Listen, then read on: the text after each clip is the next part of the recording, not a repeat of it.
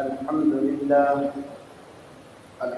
لله وكفى وسلام على عباده الذين اصطفى أما بعد فأعوذ بالله من الشيطان الرجيم بسم الله الرحمن الرحيم وأنتم الأعلون إن كنتم مؤمنين وإذ قال ربك للملائكة إني جاعل في الأرض خليفة صدق الله العظيم. درود شریف پڑھیں.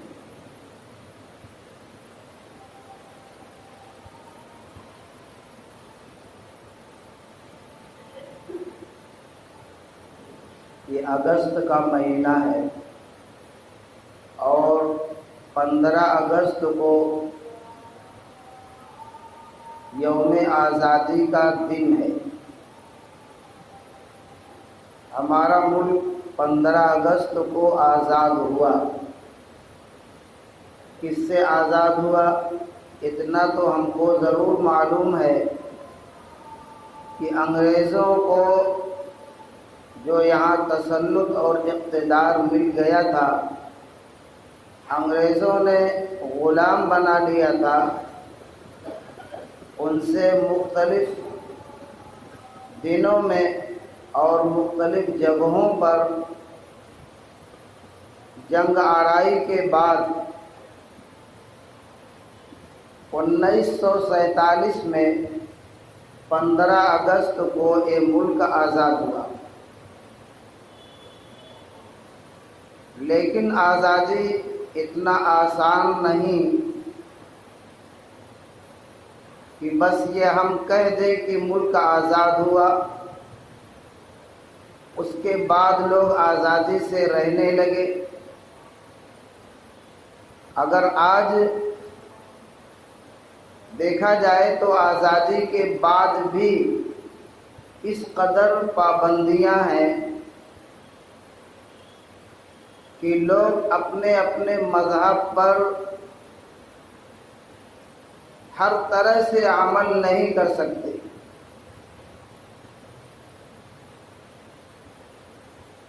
وہ غلامی انگریز کی تھی اور آج غلامی دوسروں کی ہے. اس ملک کو آزاد کرانے کے لیے سب سے زیادہ جو قربانیاں پیش کی گئی ہیں وہ مسلمانوں کی طرف سے اور خاص طور سے علماء کی طرف سے. جتنی کثرت سے شہادتیں مسلمانوں کی ہوئی ہیں اتنی کسی دوسرے قوم کی نہیں ہوئی. چند گنے چنے نام دوسرے اقوام کے ملتے ہیں جنہوں نے بہت بعد میں، بہت دیر میں 1857 میں شامل ہو کر مسلمانوں کے ساتھ انگریزوں سے جنگ کیا. لیکن اس سے برسہ برس پہلے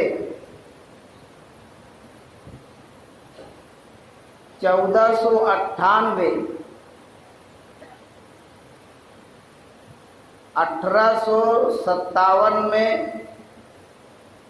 تمام ہندوستان میں رہنے والے لوگ ایک ساتھ مل کر انگریزوں سے جنگ کیے.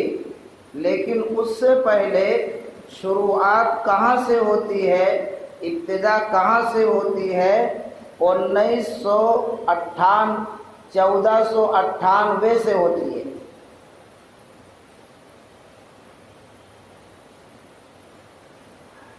350 سال کا فاصلہ ہے. اور 1498 میں انگریزوں کی آمد ہوئی.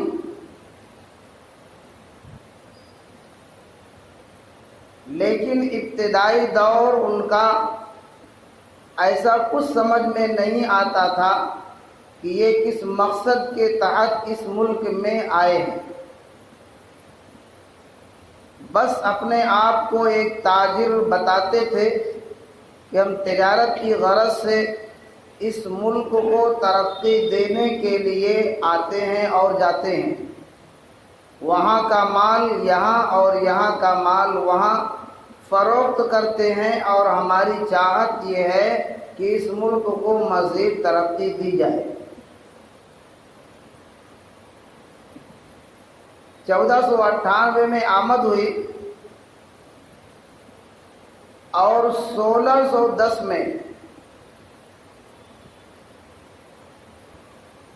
200 سال کے بعد اتنے بیچ میں انگریز میدان کو ہموار کرتا رہا، اپنی فوج تیار کرتا رہا، حکومت کے عہدوں میں بہت سارے انگریزوں کو داخل کر چکا تھا۔ 1610 میں اصل یہ جنگ آزادی کی جو تاریخ ہے، یہ تاریخ ہم میں اکثر لوگوں کو معلوم نہیں ہے، اور ہم لوگ بھی جو بیان کرتے ہیں وہ تاریخی کتابوں کو دیکھ کر مطالعہ کر کے تب بیان کرتے ہیں۔ یہ عنوان ہے اس موضوع پر کیا کیا واقعات پیش آئے اور کیسے کیا ہوا۔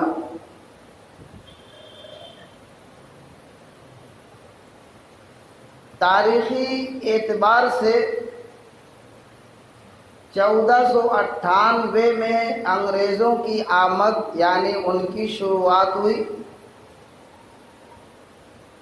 اور 200 سال کے بعد انگریز نے 1610 میں ایسٹ انڈیا کمپنی کے نام سے اس نے اپنا چہرہ اونچا کیا، اپنا رنگ دکھایا اور اپنا ارادہ ظاہر کیا۔ لیکن اس وقت بھی کسی کو احساس نہیں ہوتا تھا کہ انگریز چاہتا کیا ہے، کیا کر رہا ہے، کیا چاہتا ہے۔ سب سے پہلے جنہوں نے انگریز کے ارادوں کو بھانپا اور پرکھا وہ ہیں حضرت مجدد الفسانی شیخ احمد فاروقی سرہندی رحمۃ اللہ علیہ۔ انہوں نے اپنے تلامذہ اور شاگردوں کو بتایا کہ انگریز کا قدم اس ملک میں ایمانداری کا قدم نہیں ہے، اس کی نیت صاف نہیں ہے، وہ تجارت کرنے کے لیے نہیں بلکہ اس ملک پر قبضہ کرنے کے لیے آیا ہے۔ یہ سب سے پہلے انسان ہیں جنہوں نے انگریز کے ارادے کو، اس کی نیت کو لوگوں میں بتایا، لیکن پھر بھی لوگوں پر وہ احساس نہیں ہوا جو ہونا چاہیے۔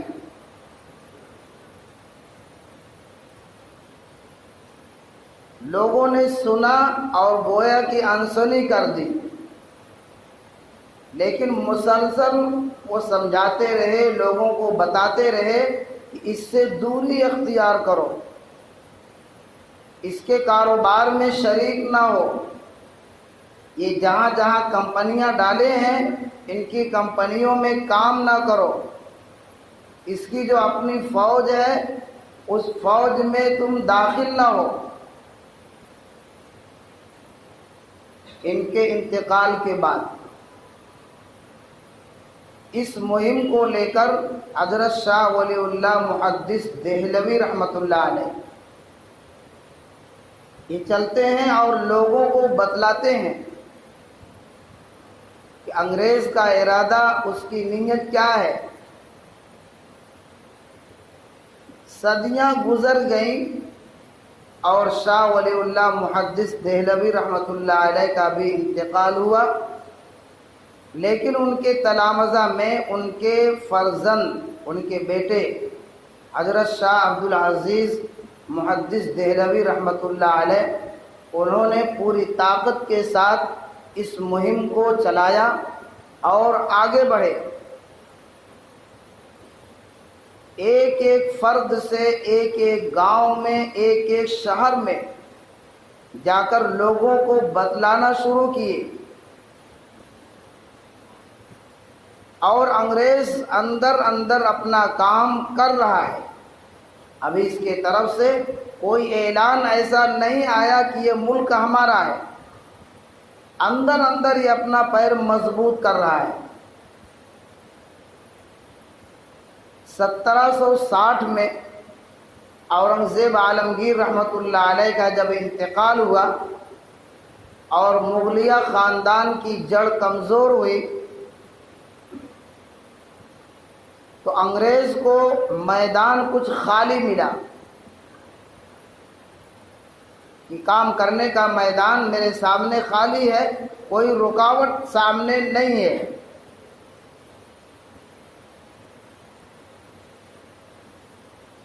اس نے قدم بڑھایا اور کلکتہ کی راجدھانی کو اپنے قبضے میں کرنا چاہا۔ تو نواب سراج الدولہ جو وہاں ذمہ دار کی حیثیت سے تھے، انہوں نے مزاحمت کی اور 50,000 فوج کے ساتھ انہوں نے پلاسی کے میدان میں جنگ کا اعلان کیا۔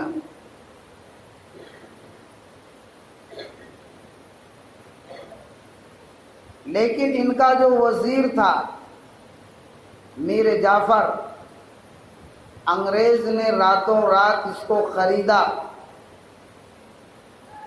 مسلمانوں میں یہ غداری کی عادت آج سے نہیں، بہت پرانی ہے۔ ہر 4 گھر کے بیچ میں آج بھی آپ مخبر پائیں گے۔ آپ کوئی کام کرنا چاہیں تو کام کرنے سے پہلے وہ بات آگے تک پہنچ چکی ہے۔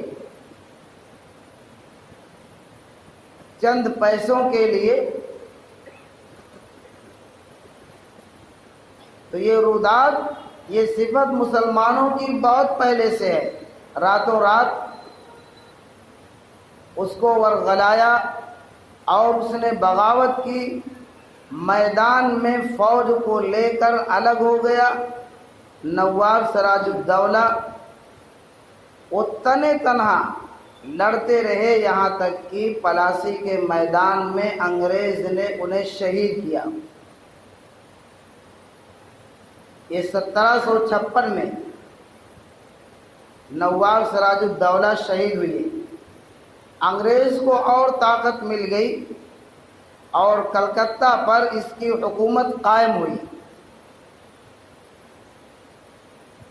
پھر اس نے رخ کیا آگے کا، اور ان کے سامنے ایک بڑا معاملہ جو رکاوٹ کا تھا، اور ایک شخصیت بہت اہم جو مانی جانی تھی، جن کا نام آپ جانتے ہیں، حضرت ٹیپو سلطان شہید رحمۃ اللہ علیہ۔ وہ ان کے لیے بڑا رکاوٹ تھا۔ انگریز یہ سمجھتا تھا کہ ان کے رہتے ہوئے ہم ہندوستان پر حکومت نہیں کر سکتے، ہندوستان پر قبضہ نہیں کر سکتے۔ کئی بار انگریز نے ٹیپو سلطان سے جنگ کیا اور لگاتار 3 جنگوں میں انگریز کو شکست ہوئی، بہت سارے فوجی اس کے مارے گئے، اور چوتھی جنگ سرنگا پٹنم، وہاں پر انگریز نے سراج الدولہ کے وزیر کو جیسے خریدا تھا اور اس نے بغاوت کیا، وہی کام انگریز نے اس چوتھی جنگ کے موقع پر حضرت ٹیپو سلطان شہید رحمۃ اللہ علیہ کے وزیر کو خریدا، اس کو لالچ دیا، جس کا نام میر صادق تھا۔ اس نے بغاوت کیا اور سرنگا پٹنم کے میدان میں جب وہ جنگ کی تاریخ آئی اور حضرت ٹیپو سلطان شہید رحمۃ اللہ علیہ اپنے فوج کو لے کر پہنچے تو اس نے بغاوت کیا. آخر کار ہوا یہی کہ لڑتے لڑتے وہ جانباز سپاہی شہید ہوا.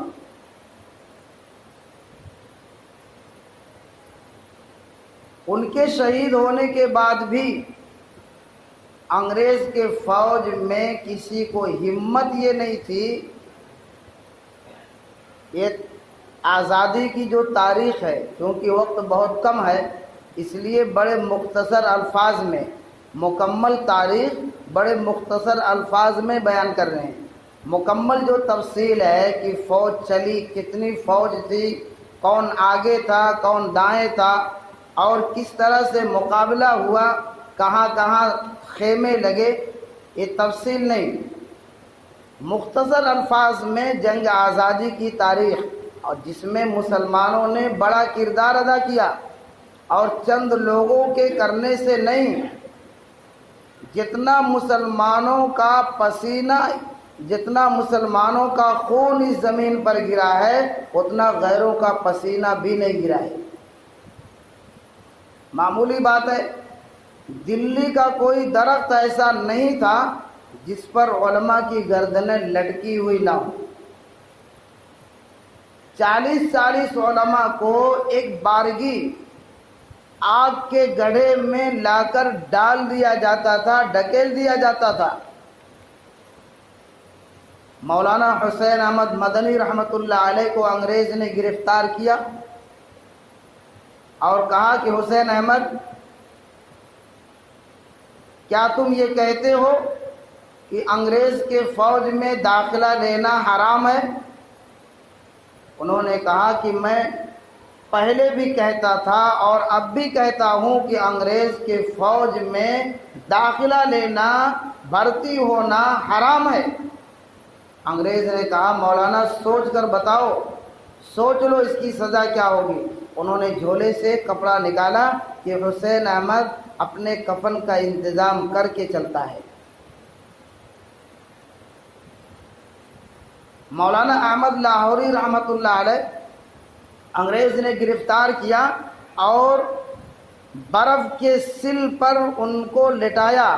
نیچے بھی برف، اوپر بھی برف، دائیں بائیں بھی برف. اکڑ گئے، اتارے گئے. کافی دیر کے بعد جب ہوش آیا، انگریز نے پوچھا کہ لاہوری، تم اپنے بات سے اگر مکر جاؤ اور جو تم کہتے ہو اس سے ہٹ جاؤ تو آج تمہاری جان کے بچنے کا فیصلہ سنا دیا جائے گا، تمہیں چھوڑ دیا جائے گا. مولانا احمد لاہوری نے کہا انگریز جج کے سامنے کہ انگریز، بدن تو میرا ٹھنڈا ہو گیا لیکن میرا ایمان اور گرم ہو گیا. جب تک احمد کے دل میں قرآن ہے، منہ میں زبان ہے، احمد وہی کہتا رہے گا کہ انگریز کے فوج میں بھرتی لینا حرام ہے. تو شہادتیں بہت ہوئیں اور بڑی دردناک شہادتیں ہیں، لیکن تفصیل سے بات نہیں ہو سکتی. 1799 میں سرنگا پٹنم میں ٹیپو سلطان شہید رحمۃ اللہ علیہ وہ شہید ہوتے ہیں. ایسا ان کا رعب و دبدبہ تھا. اپنے بچوں کو چپ کرنے کے لیے کہا کرتا تھا کہ سو جاؤ ورنہ ٹیپو آ جائے گا، کھانا کھا لو ورنہ ٹیپو آ جائے گا.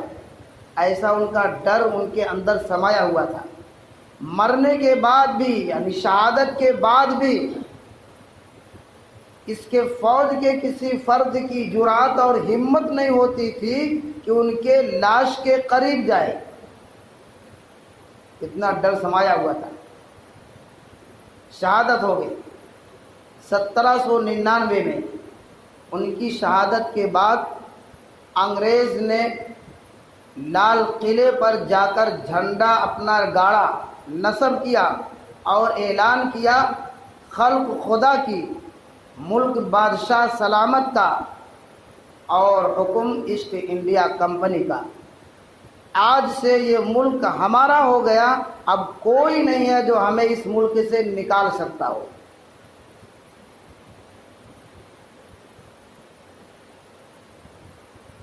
بڑا مشکل وقت تھا، اور چونکہ یہ ملک انگریزوں نے چھینا کس سے تھا؟ مسلمانوں سے چھینا تھا۔ مسلمان حکومت کرتے تھے، اورنگزیب بادشاہ رحمت اللہ علیہ۔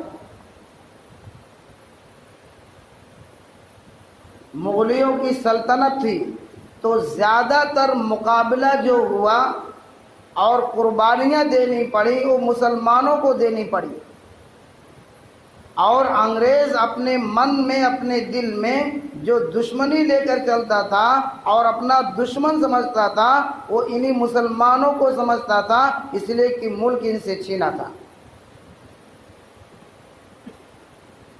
اب اس نے دلی کے لال قلعے پر اپنا جھنڈا نصب کیا اور اعلان کر دیا، لوگوں کی فکریں اور تشویشیں اور بڑھ گئیں۔ اس موقع پر شاہ عبدالعزیز محدث دہلوی رحمۃ اللہ علیہ ہندوستان کے پہلے عالم اور مفتی وہ ہیں ایسے جنہوں نے ایسے وقت میں فتویٰ جاری کیا کہ جس وقت سرگوشی بھی جرم میں شمار ہوتی تھی۔ انگریزوں کے خلاف اگر کوئی دو چار لوگ بیٹھ کر آپس میں سرگوشی کر رہے ہیں تو وہ بھی جرم ہوتا تھا اور وہ بھی بات وہاں پہنچ جاتی تھی۔ اس موقع پر انہوں نے فتویٰ جاری کیا کہ آج سے ہندوستان یہ دارالامن نہیں، یہ دارالحرب ہو گیا۔ انگریز سے جہاد کرنا ہر شخص کے لیے فرض ہو گیا۔ شریعت کس کے لیے؟ مسلمانوں کے لیے ہے۔ جو غیر کہتے ہیں کہ جنگ آزادی میں ہم نے اپنا خون بہایا، ہم نے قربانیاں دیں، وہ غلط ہے۔ 6150 علماء کرام دلی میں شہید کیے گئے۔ علماء اس قدر شہید کیے گئے، اور ہر موقع پر جس چیز کی بانگ دوڑ علماء اپنے ہاتھ میں لیتے ہیں اللہ تعالیٰ ان کی مدد کرتے ہیں۔ العلماء ورثۃ الانبیاء، وسلم نے ہمیں سکھایا ہے ملک کے لیے، اپنی عزت کے لیے، اپنے بھائی کی عزت کے لیے تم مقابل بن کر سامنے آؤ، ظالم کا ساتھ نہ دو، خاموش مت بیٹھو۔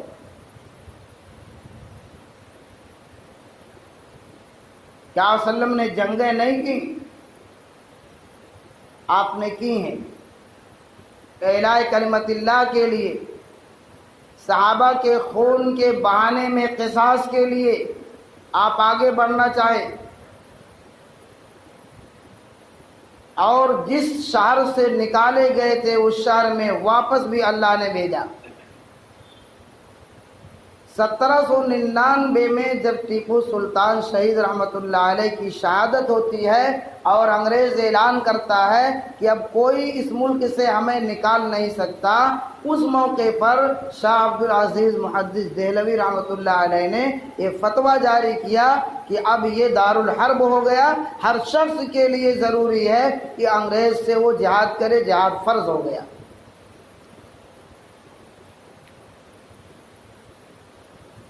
یہ کوئی معمولی بات نہیں تھی کہ اس موقع پر جہاد کے لیے فتویٰ دینا کوئی معمولی کام نہیں تھا۔ شاہ عبدالعزیز محدث دہلوی رحمت اللہ علیہ، ان کے ساتھ میں سید احمد شہید رحمت اللہ علیہ، شاہ اسماعیل شہید رحمت اللہ علیہ، پورا گھرانہ ملک کے کونے کونے سفر کرنا شروع کیے، اور 1803 میں 1799 میں شہادت ہوتی ٹیپو سلطان شہید رحمت اللہ علیہ کی، 1803 میں ایک قافلہ ملک کے ہر طرف ہر جگہ پہنچتا ہوا لوگوں کو بتاتا ہوا انگریز سے جنگ کا اعلان کرتا ہے، لیکن انگریز طاقتور ہو چکا تھا، اس کا قدم جم چکا تھا۔ بالآخر جنگ کا وقت آیا اور یہ حضرات شہید کر دیے گئے۔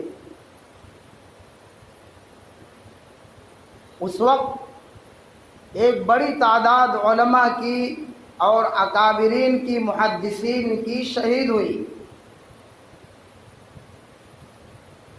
اس شہادت کے بعد لوگوں کی ہمتیں بجھنے لگیں، لوگ اپنے گمان کے اعتبار سے یہ سمجھنے لگے کہ اب یہ ناممکن کام ہو گیا کہ انگریز کو اس ملک سے نکالا جا سکتا ہو۔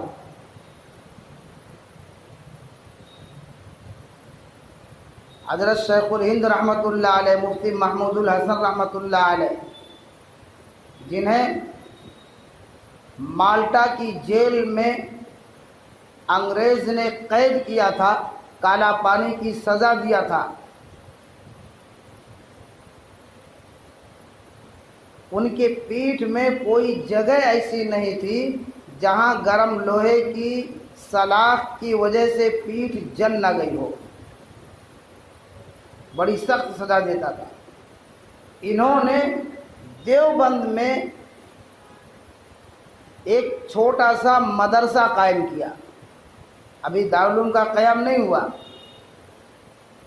ایک شاگرد کو لے کر بیٹھے اور ایک کتاب لکھنا شروع کی، ریشمی رومال، جس میں انگریز کے منصوبے کو، اس کی نیت کو، اس کے ارادے کو، اس کی چال بازیوں کو انہوں نے لکھا اور دیگر ممالک سے شامل ہونے کی درخواست اس میں کی، لیکن وہ ان کی تحریک اور وہ تصنیف چل نہ سکی اور وہ انگریزوں کے ہاتھ لگ گئی، اور اسی موقع پر حضرت شیخ الہند رحمۃ اللہ علیہ کو گرفتار کیا گیا اور کالا پانی کی سزا مالٹا کی جیل میں ان کو قید کر دیا گیا۔ ان کے ساتھ ان کے شاگرد مولانا حسین احمد مدنی رحمۃ اللہ علیہ بھی تشریف لے گئے کہ حضرت کی خدمت کے لیے میں بھی جاؤں گا، یہ بھی ساتھ میں تھے۔ ان کو جو تکلیف اور صعوبتیں انگریز دیتا تھا،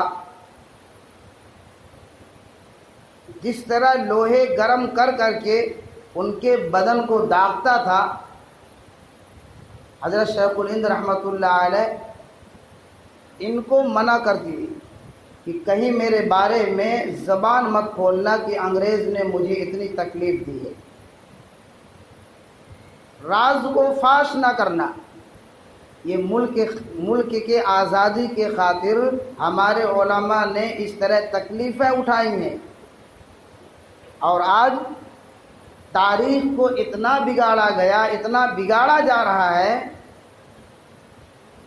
کہ ایسا محسوس ہوتا ہے کہ مسلمان اس وقت تھے ہی نہیں۔ ظاہر سی بات ہے اور سچ بات ہے کہ جب انگریز آیا ہے تو ہر جگہ مسلمانوں کا تسلط تھا، حکومت مسلمانوں کے ہاتھوں میں تھی، جہاں جہاں راجا اور بادشاہ ہوا کرتے تھے اکثر جگہوں پر مسلمان ہی تھے، ان کے ہاتھ سے انگریزوں نے چھینا ہے۔ اس لیے لازمی طور پر آگے یہی ہوں گے، شہادتیں ان کی زیادہ ہوں گی، قربانیاں انہی کی زیادہ ہوں گی۔ 61,500 علماء یہ شہید کر دیے جائیں، یہ کوئی معمولی بات نہیں ہے، گویا کہ ہندوستان سے علماء کا نام و نشان ختم ہو رہا ہے۔ 1803 کے بعد 10 سال کے بعد دارالعلوم دیوبند کی بنیاد پڑی، وہاں پڑھنے والے آئے، ملنے والے آئے، رہنے والے آئے، اور وہاں سے لوگوں کو بتایا گیا، سکھایا گیا، سمجھایا گیا، ذہن سازی کی گئی، یہاں تک کہ ذہن سازی ہوتے ہوتے 1857 میں انگریز سے جنگ کا اعلان دوبارہ کیا گیا۔ اس وقت ہندوستان کے تمام قوم کے لوگ مل کر یہاں پر دوسری قوم کے لوگ آ کر ملے ہیں 1857 میں۔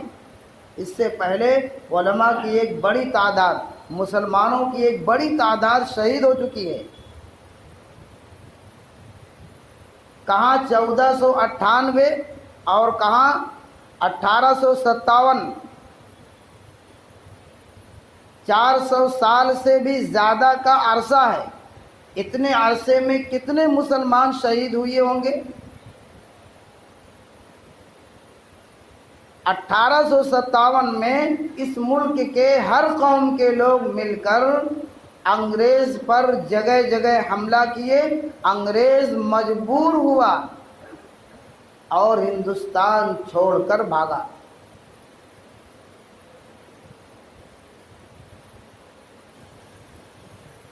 انیس سو انیس میں جمعیت علماء ہند کی بنیاد ڈالی گئی اور 1947 میں یہ ملک مکمل طریقے سے آزاد ہوا۔ اب 1947 میں انگریز نام کی کوئی چیز نہیں تھی کہ کسی صوبے میں، کسی شہر میں، کسی ضلع میں انگریزی حکومت ہو، انگریزی اقتدار ہو، انگریزی تسلط ہو، کچھ نہیں رہا۔ پورے طور پر 1947 میں یہ ملک انگریزوں سے آزاد ہوا اور یہ 15 اگست کے موقع پر آزادی کا دن آیا۔ اسی لیے 15 اگست کو یوم آزادی کہتے ہیں اور 26 جنوری کو یوم جمہوریہ، یعنی اس میں ہمارے ملک کا قانون بنایا گیا۔ یہ مختصر تاریخ ہے یوم جنگ آزادی کی کہ مسلمانوں نے کتنا اس ملک کو آزاد کرنے کے لیے قربانیاں دیں، کتنے لوگ شہید ہوئے۔ ایک ایک بادشاہوں کے پاس ایک دو لوگ نہیں تھے، پوری فوج ہوتی تھی اور انگریز کے مقابلے میں پوری فوجیں شہید ہو جاتی تھی۔ ایک بار دو بار کے جنگ میں انگریز کمزور نہیں ہوا، مسلسل 400 سال تک یہ جنگ ایک دوسرے سے ہوتی رہی ہے۔ یہ تو بڑی بڑی جو جنگیں 4-5 ہوئی ہیں ان کا تذکرہ ہوا کہ اس میں فلاں شہید ہوئے، اس میں فلاں شہید ہوئے اور اس میں فلاں شہید ہوئے اور اتنے سن میں انگریز ملک چھوڑ کر بھاگا۔ لیکن شہادتیں مسلمانوں نے جتنا دی اتنا غیر نے نہیں دی ہیں۔ یہ تاریخ ہندوستان کے آزادی کی تاریخ ہے جو مسلمانوں کی قربانیوں پر بنی ہوئی ہے، یعنی مسلمانوں نے اس ملک کو آزاد کرنے کے لیے اپنا سب کچھ چھوڑ دیا کہ کسی طریقے سے ملک ہمارا یہ آزاد ہو جائے۔ اللہ تعالیٰ عمل کی توفیق۔